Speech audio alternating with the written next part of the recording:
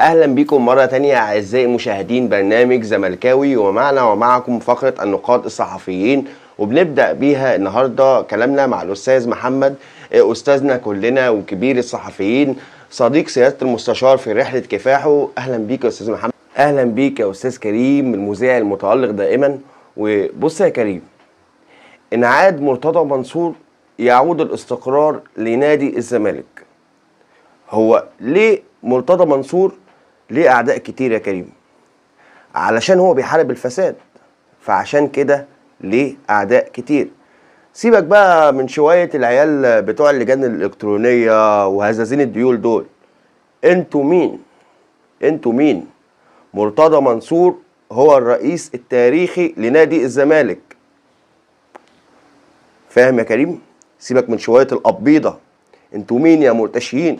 ومعنا ومعكم ايضا الحراق الجريء منتصر الرفاعي. اهلا بيك استاذ منتصر. اهلا بيك يا استاذ كريم وبضيوفنا الكرام، استاذنا وكبيرنا وكبير الصحفيين في مصر الاستاذ محمد رجب.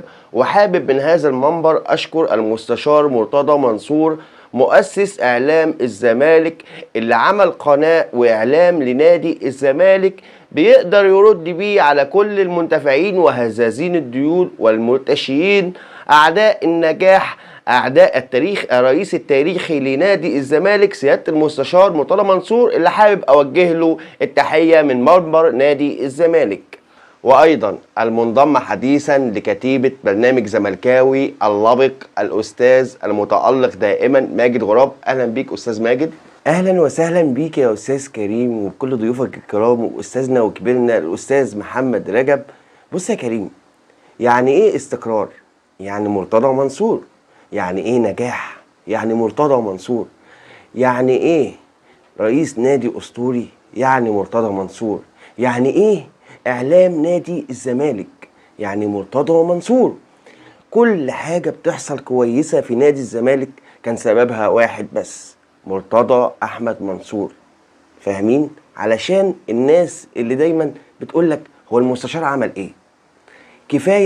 كفاية بس انه عمل قناة اسمها قناة نادي الزمالك، منبر اعلامي الاكثر مشاهدة في الوطن العربي. فمن خلالك يا كريم حابب اشكر سيادة المستشار مرتضى منصور.